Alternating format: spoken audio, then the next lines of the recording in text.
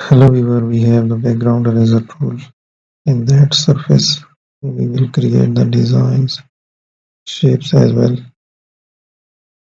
So let's generate the further again. So here we will use it, then apply the paint bucket tool to fill it up.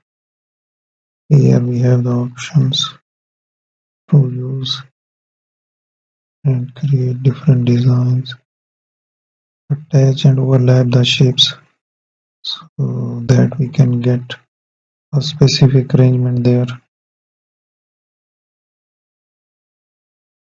Again, keep on editing. So let's generate the further.